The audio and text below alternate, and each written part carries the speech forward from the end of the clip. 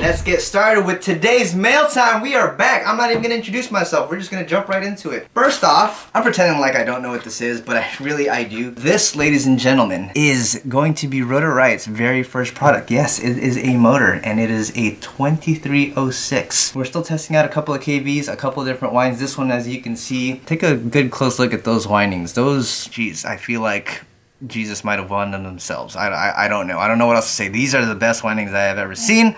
But more importantly, this 2306 with the wires comes in at 30 grams, which makes it one of the lightest 2306 motors out on the market. Probably a couple of weeks out before we make a couple of decisions. As you can see, this is another variant of the motor with silver windings. Doing some testing to find out what's going to be the best combination, balance between power and efficiency, doing things like checking the air gap, what kind of magnets, the wind, all of these things. We've got a whole bunch of different sets that we're testing out, so stay tuned for that. Let's move on to the next one here. All right, so this is from Lumenier. This is their new F4 all-in-one flight controller. I really am a big fan of this type of form factor with this type of integration. So this is an F4 flight controller with an OSD. There's a little OSD chip right there on the back, but it's also got pads broken out for basically everything that you could potentially run or want to run on Betaflight, which means an LED board, a buzzer, obviously your video in, video out for video, and then it's got all of your motor ESC pads on all four respective corners. And it's got the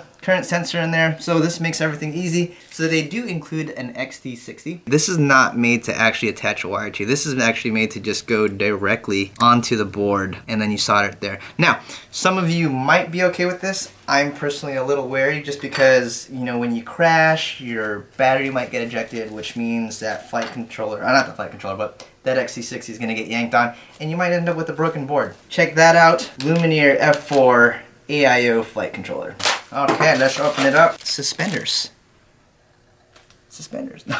No, so this is from Pretty Fly Unlimited, and what they do is they create custom head straps and other FPV products to basically customize your FPV needs. I am interested in possibly creating a Rotor Riot version. Would you guys like to see that? If so, leave it down in the comment, but the material feels really nice. I don't know if you can come really close. You can look at the print. This radio. This goggle. See, that has stretched. It looks like it stretches very nicely on the inside. It's got that nice little wick material, so for all you dudes that like to sweat when you're flying FPV, this will probably be good for you. So check that out, Pretty Fly Limited. And again, let us know, would you like to see a Rotor Riot version? This is from RunCam.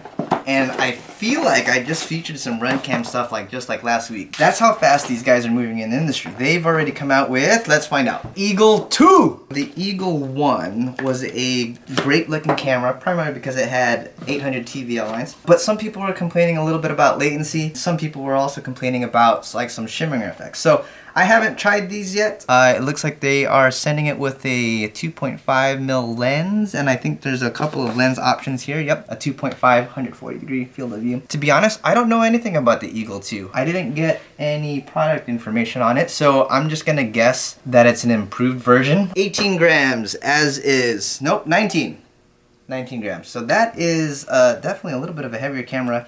And it looks like the housing is made out of some type of metal. I'm gonna guess aluminum. Look at this. This is from Mr. El Verde. Some signed props here. And what did he send here? I think he sent a frame. Did he come out with a frame? Interesting. Last but not least, our good old friends from Enex. Oh my god, there's lots of stuff. Alright, so this is nothing new. You guys probably have already heard this. So they came out with Avan R 5.65 tri-blade. But they've also got a bi-blade version of this, which is right here. This looks like it is a little bit more of a steeper pitch than this one, which makes sense since it's a bi-blade. And their advance ratio on this is 0.75. So this, 0.65, 0.75. So just right off the top of my head, real quick, without knowing anything else, recommending somewhere north of 2600 kV, maybe even 2700 kV. But for something like this, I would say 2400 kV is probably your sweet spot. So that is it, ladies and gentlemen, which means it's now time to announce the winners of the last giveaway, which I'm not going to because there's like 20 of you guys. So I'm just going to step over to the side and we're going to list out all of the winners right here. You've got like 2 seconds to figure out if you are on this list. Congratulations. Thank you for participating, and we hope you continue to participate more and win more things. If you haven't won anything yet and you want to win something, go ahead and join the next giveaway contest, which is, so you got to take a picture of your quad with a Rotor Riot logo somewhere in the picture. Use hashtag MailTimeYo, spell out the number 4, right? So it's MailTimeYo, F-O-U-R. Good luck, and congratulations to all of the winners.